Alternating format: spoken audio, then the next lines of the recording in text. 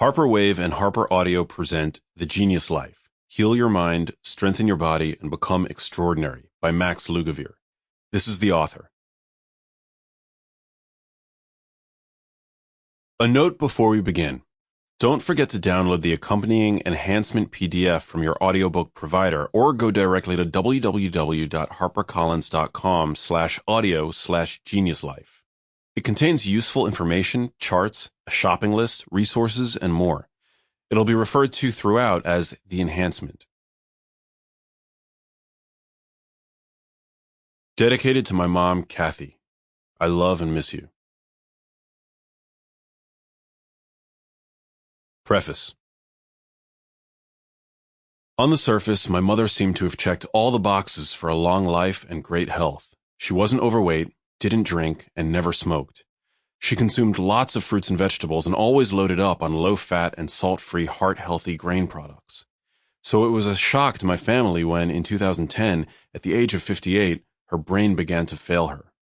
It was subtle at first, but became apparent when we'd cook together, one of our favorite things to do, that her ability to perform simple tasks had become mentally labored. I'd ask her to pass a ladle, for example, and it would take her a few extra seconds to respond. It was strange to see my mom suddenly struggle, but no one in my family had ever had brain problems. I thought I was just watching her get older. Things got a little more serious when she told the family that she'd seen a doctor in New York, but even then the details of her visit were murky, lost in translation between the fear and confusion she was probably experiencing.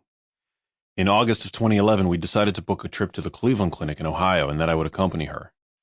After running a battery of esoteric tests, the neurologist looked up from his notes and assigned my mom a strange Parkinson's-like disease. Handing us a few prescriptions, he sent us on our way. Later that night, I did what any millennial with a Wi-Fi connection would do and consulted the oracle of our time, Google. I learned that my mom had been prescribed drugs for not only Parkinson's disease, but Alzheimer's disease as well. Why Alzheimer's disease, I wondered. Did this mean my mom was going to die or forget who I was? As these questions began to circle my head, feelings of fear and helplessness started to bubble up and spill over like water boiling on too high a flame. My heart started pounding, the room went black, and all I could hear was a ringing in my ears. I was having a panic attack. How could this have happened to the person I loved most and right under my nose? What could be done? How could I save her? The next day we flew back to New York and began making more doctor's appointments. I went with her to all of them because if there's anything a career in journalism has taught me, it's how to ask questions.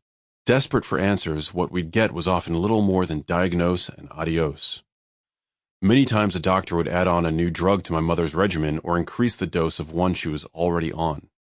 Despondent but still hopeful, we kept searching. I did more research, we scheduled new appointments. And my mom always had a great attitude. "I'm happy that I've gotten so far," she'd say.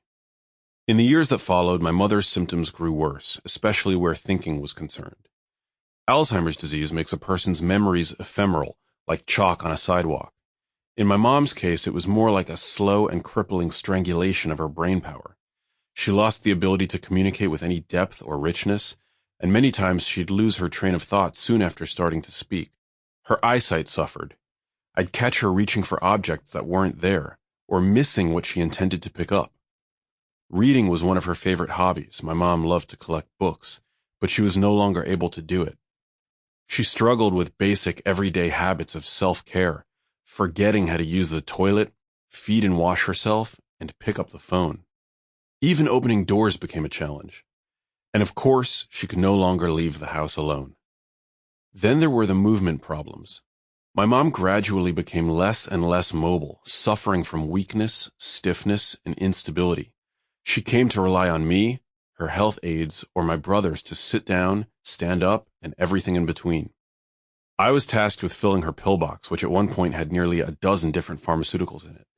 Though they were meant to help, the medications never seemed to do anything but make her feel worse. I'd often catch myself staring at the pastel-colored tablets, wondering how they each were interacting in her increasingly frail system. Giving them to her, I'd often feel like I was deceiving her. But what choice did I have? It was Labor Day 2018 when everything changed again. I was in Los Angeles for work when I received a call from my brother. "Mom is in the emergency room," he told me. "For what?" I asked. I was with her only a few days before and had taken her to the doctor. Sample complete. Ready to continue?